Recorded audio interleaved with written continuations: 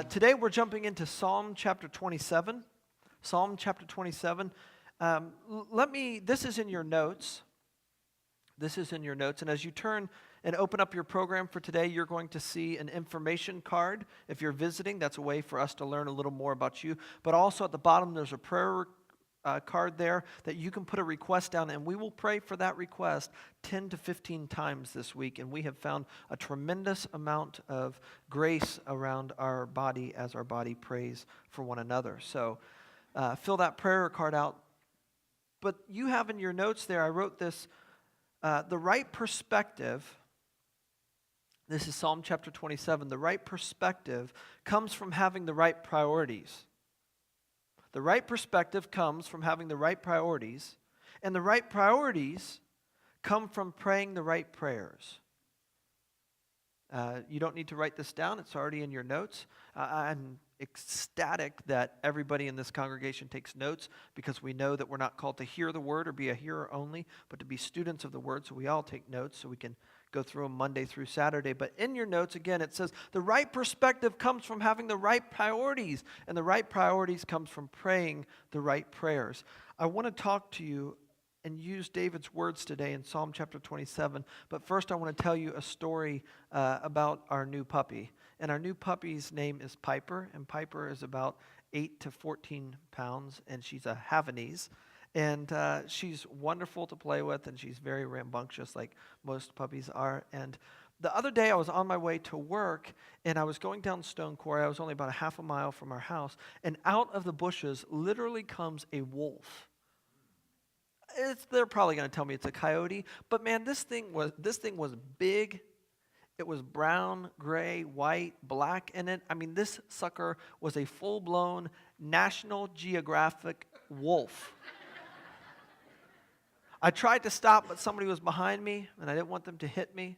So I called my wife, and I was like, listen, when you take Piper out today, you need to keep your eye on because see, our house is next to these big, tall trees that separate us from a farm. And I was like, listen, just keep your eyes open, because Piper might be a snack if we're not paying attention. So sure enough, the other night I go to take Piper out, and I guess I struggle with laziness, because when I go to take Piper out to use the bathroom, I don't want to put a coat on. I don't want to waste time. So I just throw my shoes on there. It's freezing. I got a shirt, pants, and I'm there watching Piper. Come on, Piper, go potty.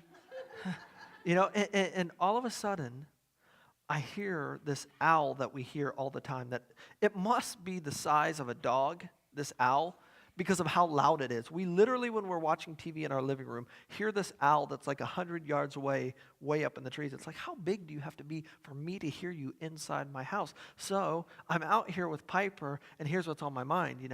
I got the wolf in the area, and I'm standing here, and all of a sudden, this owl starts making its noise, and don't ask me to do it because I can't.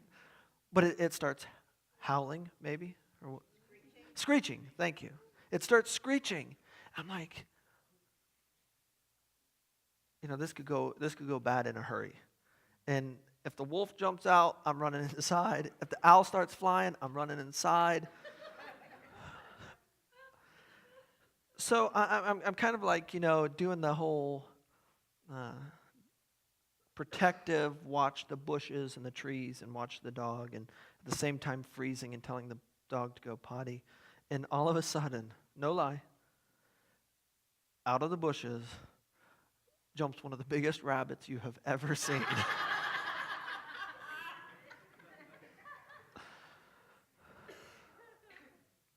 I'm not making that up.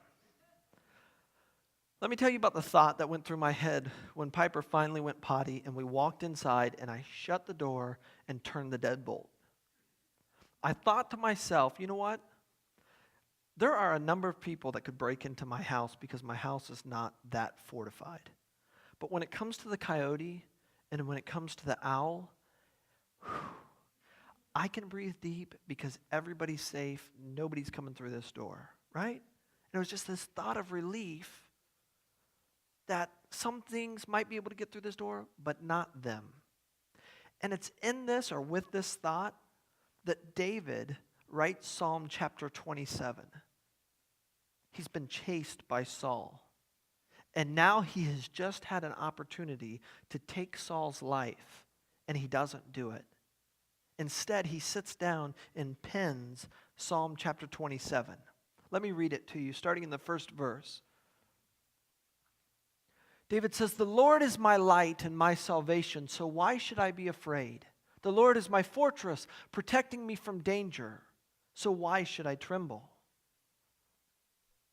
When evil people come to devour me, when my enemies and foes attack me, they will stumble and fall. Though a mighty army surrounds me, my heart will not be afraid. Even if I'm attacked, I will remain confident.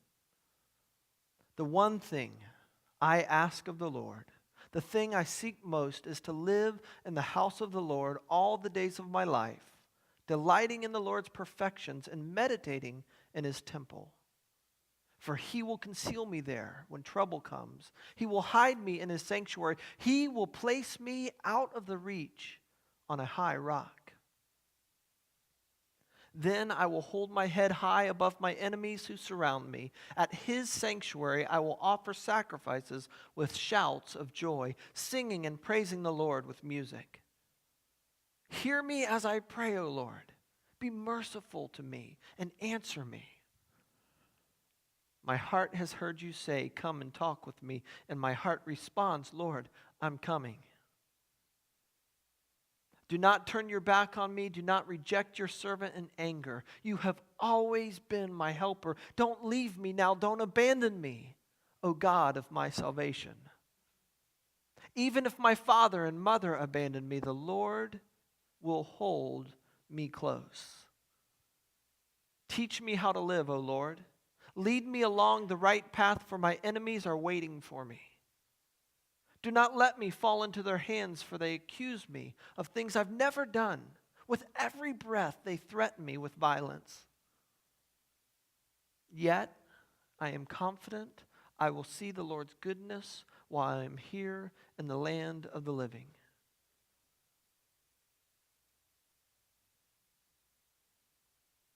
Wait patiently for the Lord.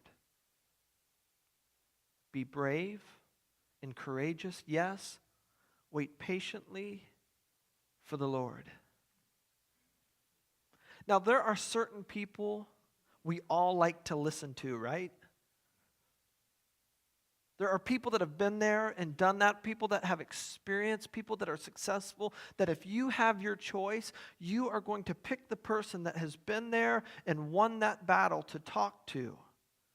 Because you know they can empathize with you. They've been there and they've felt those emotions. They've heard the lies in their head. And it is important for us to realize we are reading something here from David. Right? We've all read the story of David and Goliath. See, David came from being a shepherd boy that was kind of the runt of the family and just lived a semi-quiet life on the backside of the hills, taking care of his family's livestock. And see, David was just obedient, and he just followed the Lord, and he obeyed his dad. And when he obeyed, his obedience launched him into the spotlight. And we all remember the story that David walks up to give his brothers who are in the army provisions, and he hears this Philistine challenging the army of the living God. And David, just a simple shepherd boy, says, who is this that's going to be allowed to talk about our God as if he's just like a figure of our imagination and like he's not real? Am I missing something? Why is everyone allowing him to talk like this? And David goes, and as you know, he stands before someone that was twice his size, with twice his experience, and twice the resources, and he defeats him. You would think that that would launch him into this place of provision, this prioritized, dignified position. But it doesn't. Saul gets jealous of David because of other people's opinion about David, and now David is running for his life from the president of his state, right? His country. The king now is chasing him. And David has an opportunity to take Saul's life twice, and he does not because he believes that God is in control. David knew what it felt like to be alone and to be frightened. David knew what it felt like to follow God and to obey him and allow your obedience to take you into a place of greater danger.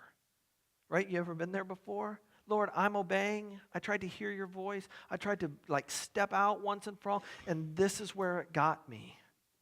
See, so this story is really something that we all deal with. So David's a person that we want to listen to, and he starts off in verse 1, and he says, "The Lord is my light."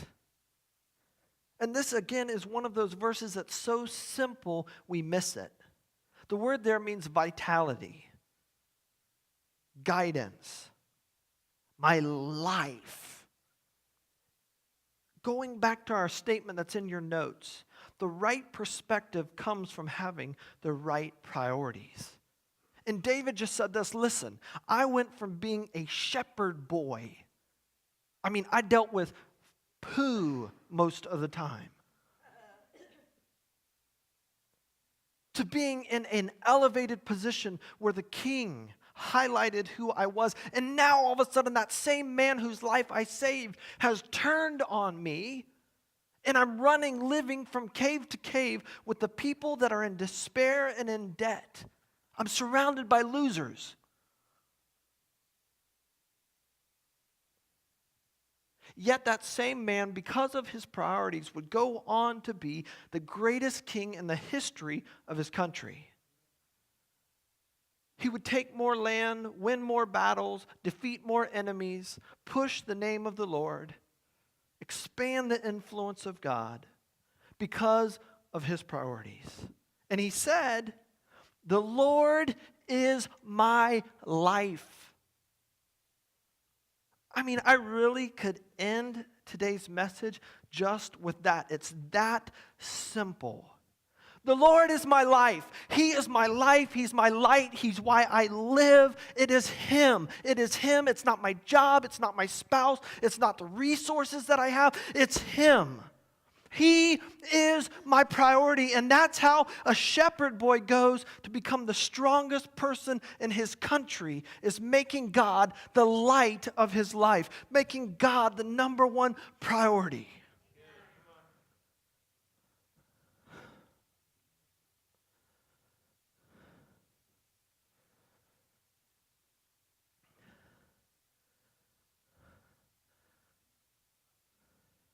What's your light? Really, why do you live? What is your life?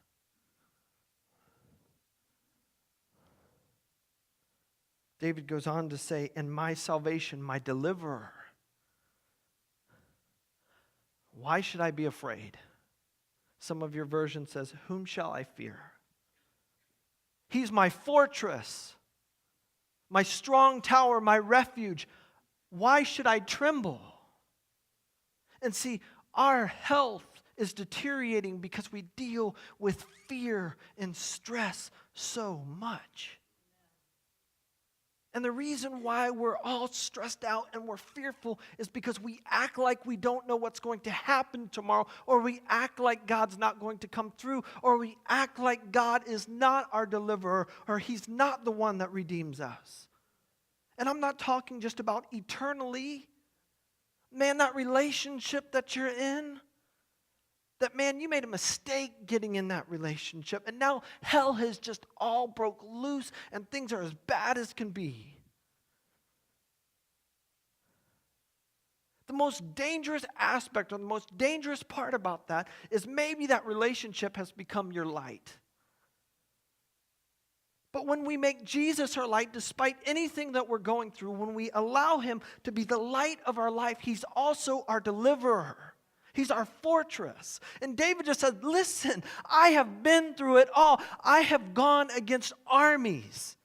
Man, I didn't want this. I was just a shepherd boy doing my job, listening to my dad, and I got launched into the limelight. And I just believed my God could. So I threw this stone and it defeated like the most powerful man that everybody was afraid of. And now I'm going from cave to cave running. I know what it's like to be afraid. I know what it's like to tremble. But I'm here to tell you that if God is your light, if He's your deliverer, there is no reason to be afraid. Oh, man. Well, why are we so stinking stressed out? Why do we act like we haven't won? Why do we act like He doesn't care about the smallest details of our life, to include numbering the hairs on our head?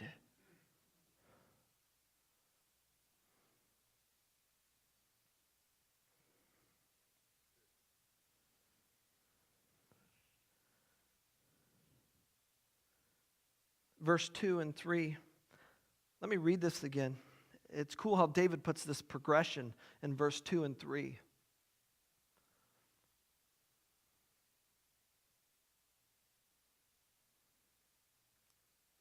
My crew left me. Can we throw verse 2 and 3 up there? When evil people come to devour me, when my enemies and foes attack me, they will stumble and fall. Though a mighty army surrounds me, my heart will not be afraid. Even if I am attacked, I will remain confident. Look at the walk down that David does there. He starts off with evil people. And see, we've all come into the presence of evil people accidentally and have fallen prey to their evilness.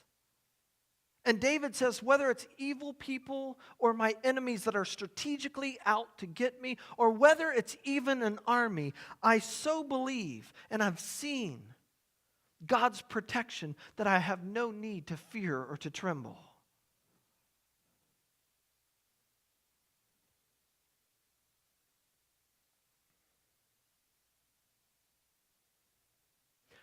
What are we allowing our confidence to surround?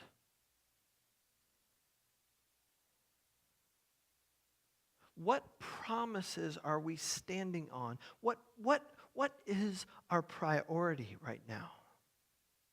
What is the light of your life? Is it recreational sports? Is it your marriage? Is it your occupation?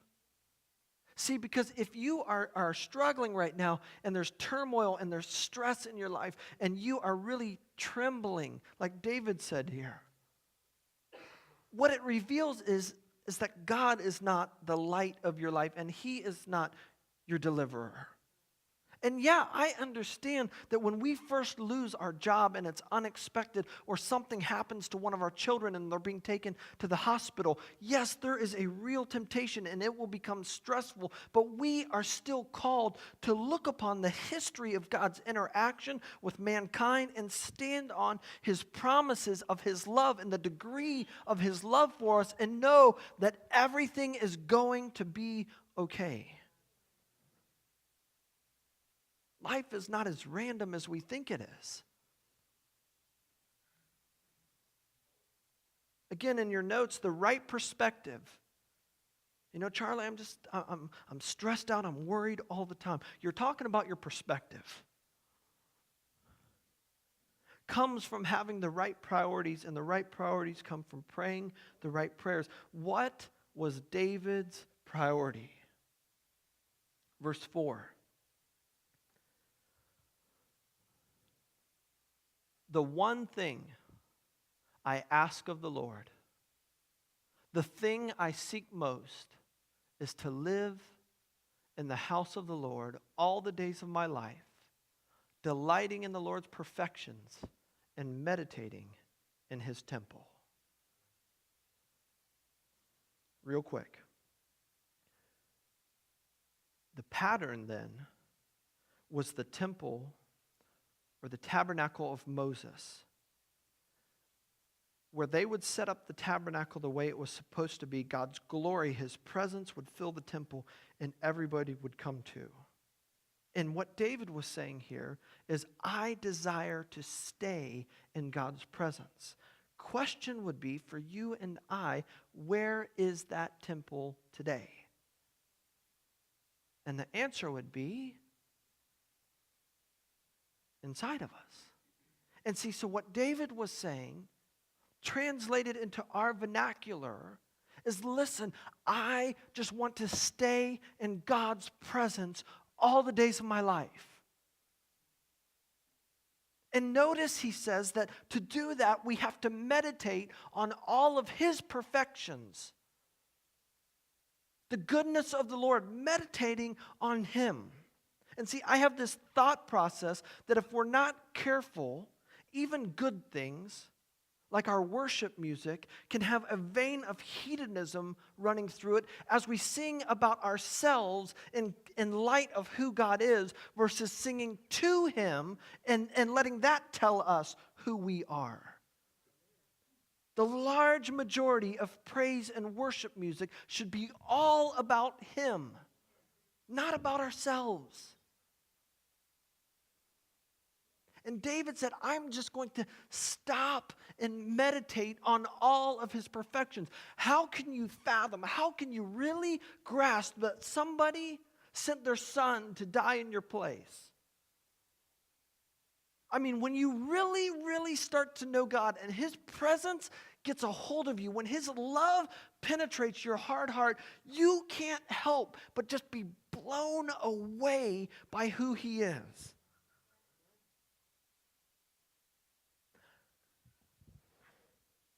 David said, the one thing I ask, the one thing, man, if I get one wish, I play this game, and you've probably played it with me if you've sat and done counseling in my office. If you've been counseled by me, raise your, no, I'm kidding.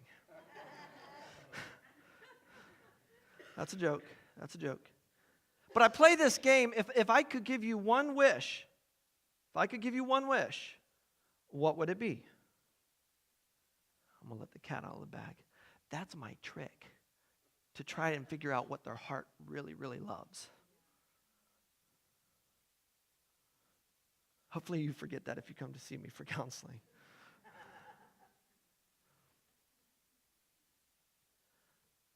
But David said, man, the one thing I ask, the one thing that I pursue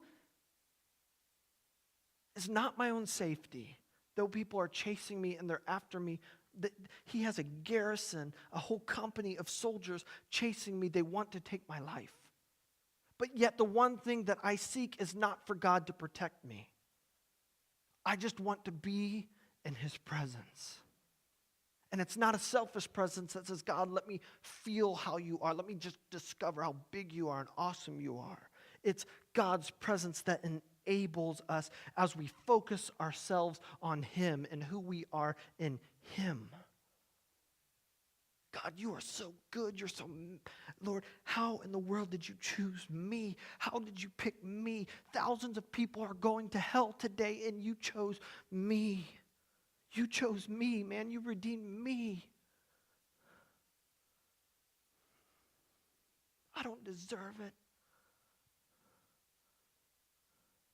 But you chose me.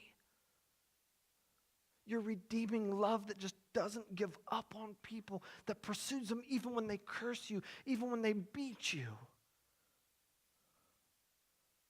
And somehow the power of your love is so much stronger than the power of their hate.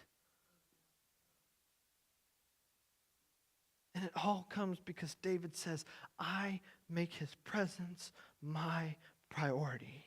I just want to stay with him. I want to be in his presence. Verse 5 and 6. Why? Why would David prioritize his presence? I think it's because he figured this out. For he will conceal me there. When troubles come, he will hide me in his sanctuary. He will place me out of reach on a high rock. Then I will hold my head high above my enemies who surround me. At his sanctuary, I will offer sacrifices with shouts of joy, singing and praising the Lord with music.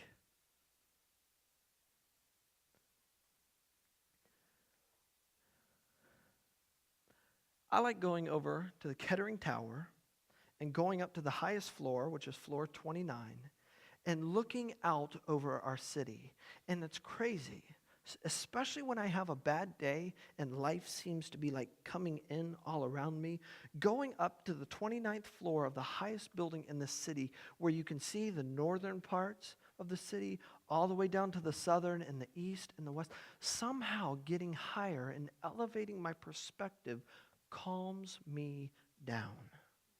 It makes life, or it puts life in the proper perspective, which is so small that it's not as big and intimidating as we think, when you can see how this block connects to this block and this street leads to this street, and those mountains or those hills that look so big and so overwhelming now all come into context because of where we're at and how we see. And David said, I want to stay in the Lord's presence and be consumed with him versus being consumed with my own thoughts of fear and rejection, because he will lift my head on high. He will place me on a rock that's higher and bigger and stronger than my problems.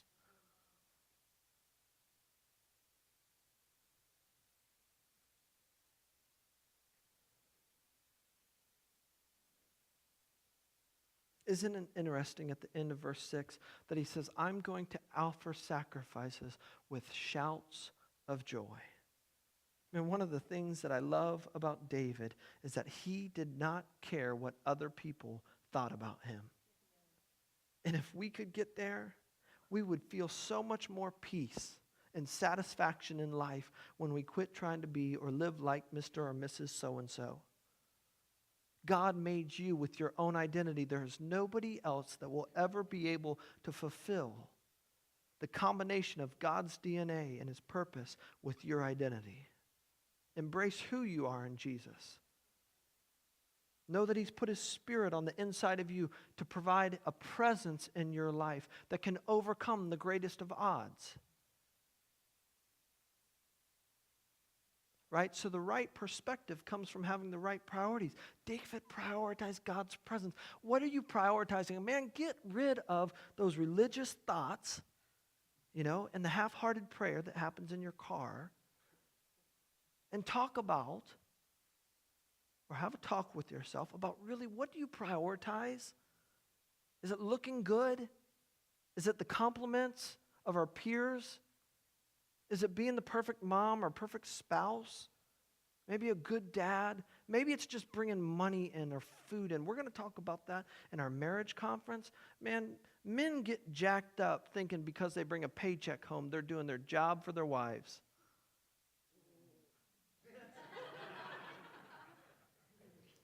That ain't the case. And all the women said amen. But the right perspective comes from the right priorities. David prioritized getting into God's presence, spending time with him, and meditating. Not just reading, but meditating. When's the last time that we meditated on the perfections of God? And the word can be the completeness, the circle, the unending circle, the commitment of his love to us. And I'm just telling you, we know this, that when we consume ourselves with someone or something, that's what we become.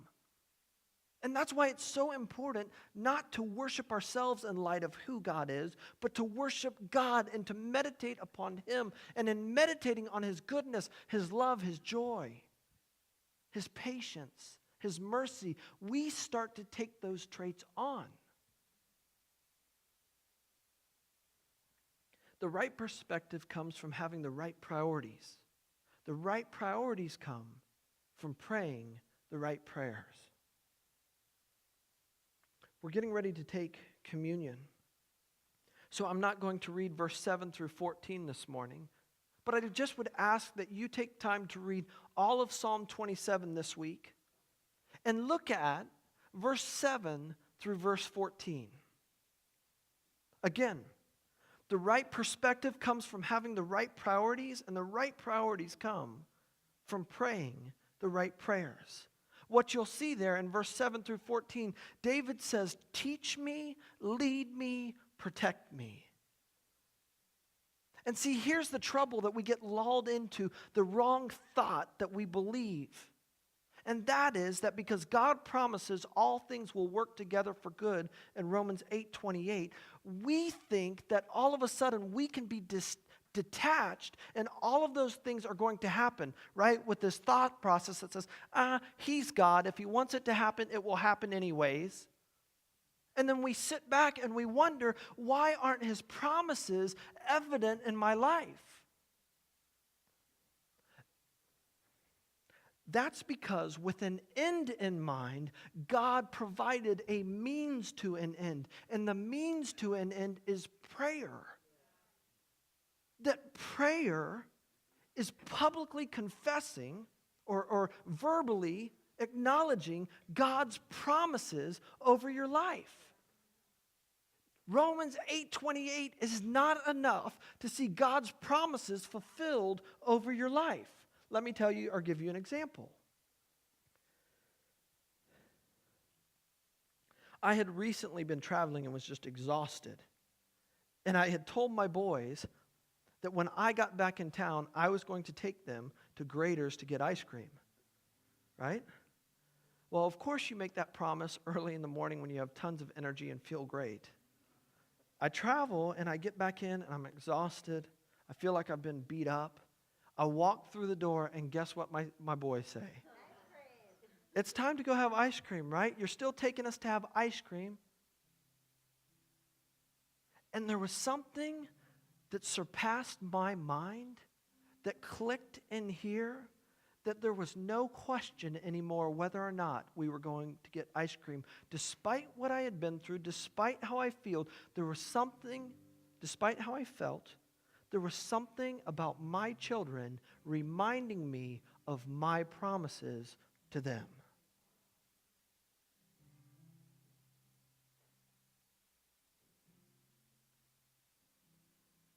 David made Jesus.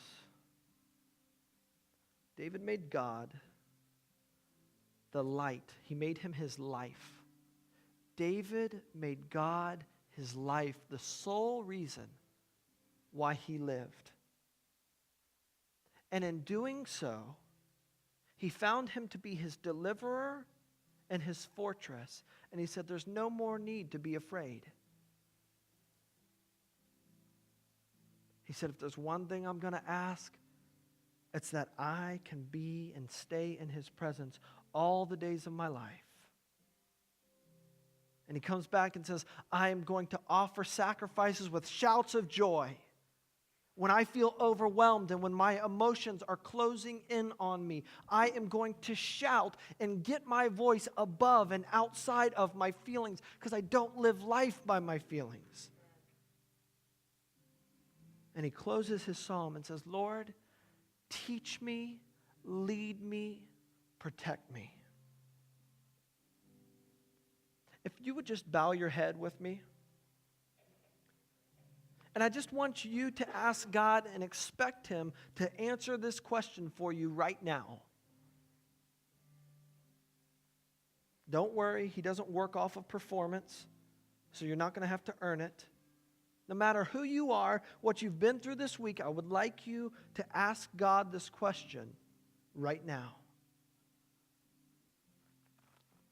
Lord, in what ways, in what areas of my life do I need you to teach me, lead me, and protect me?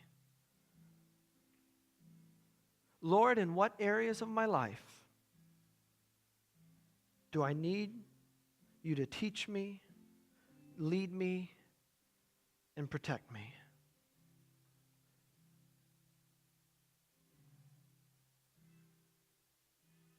Father, we just ask now that you would speak, Lord, that you would guide us, that you would teach us. Lord, that you would teach, lead, and protect us.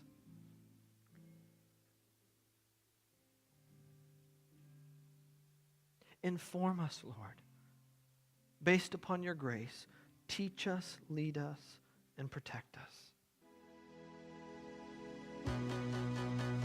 For questions or comments about today's sermon, please email us at info@thenorthgate.org or visit our website, www.thenorthgate.org.